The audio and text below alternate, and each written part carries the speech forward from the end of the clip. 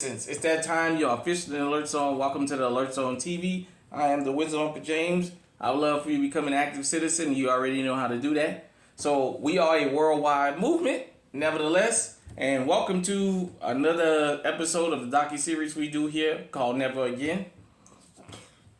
Excuse me. In this docu-series that we do, we just point out atrocities around the world. I haven't been so international. Right now, I'm working on that. When you do international stories, you have to be careful about that and how other communities are going to receive it. You got to just know how to thread the needle, if you know what I mean. But nevertheless, this is to talk about events in history that should never happen and how to respond to them if they ever happen again. So with that being said, we're going to get into it. We're going to get into the march from Selma to Montgomery. But an event known as Bloody Sunday. Let's get right into it. So, the Selma to Montgomery marches were three protest marches held in 1965 along the 54-mile highway from Selma, Alabama to the state capital of Montgomery. The marches were organized by nonviolent activists to demonstrate the desire of African American citizens to exercise their constitutional right to vote in defiance of segregationist repression. They were part of a broader voting rights movement underway in Selma and throughout the American South. By highlighting racial injustice, they contributed to the passage that year of the Voting Rights Act, a landmark federal achievement of the civil rights movement. So, for you guys who don't know, I'll just get into it here. On March the 7th, 1965, troopers attacked civil rights demonstrators outside Selma, Alabama on Bloody Sunday, the Edmund Pettus Bridge. So, you guys can go look up more of the articles.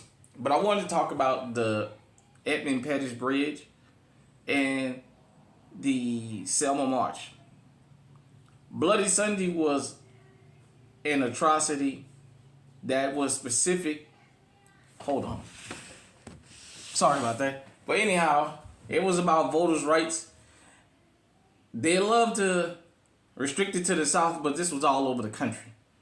The great Dr. King talked about that later in his life in the 1966. But nevertheless, back to this. For those of you who don't know, the demonstrators, the American citizens, were stopped at the Edmund Pettus Bridge and told they couldn't go any further. They asked to kneel and say a prayer, and upon kneeling, the police department was turned loose. The fire hoses, the dogs, the sticks, you know, the usual. John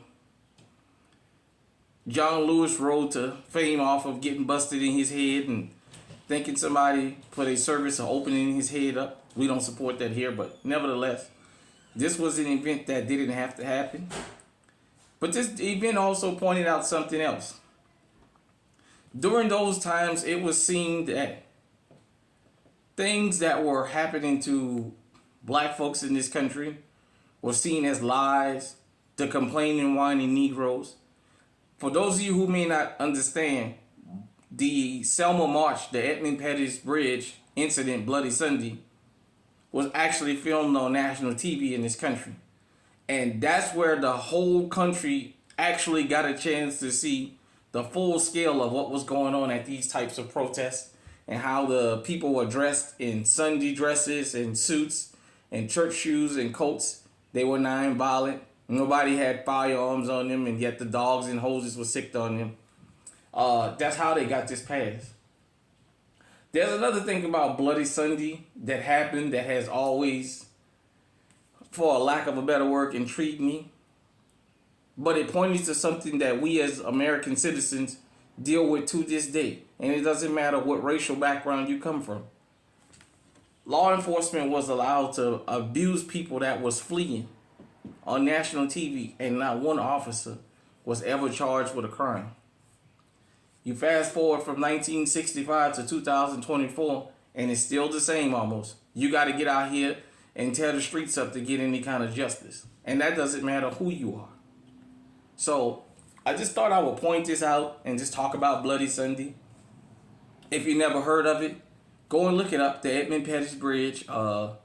It was a disaster of epic proportion by people who just wanted to exercise their particular rights. I'm not going to go into a whole screed about all that, but like I say, this is just to send you in a direction. In America, we have a right to assembly. We have a right to protest. As long as you're protesting peacefully, there should be no problems with protests. During the civil rights era, all these protests were peaceful. It was the protesters that were attacked. They were not doing the attacking. For those of you who don't understand. So, with that being said, I'll add one thing to it. The only difference is now protesters go out there prepared. They go out there packing. They go out there ready to act. So now we may react to the protesters protecting themselves because in the 60s we were trained that the protesters should just run or ball up and take whatever was going to happen to them.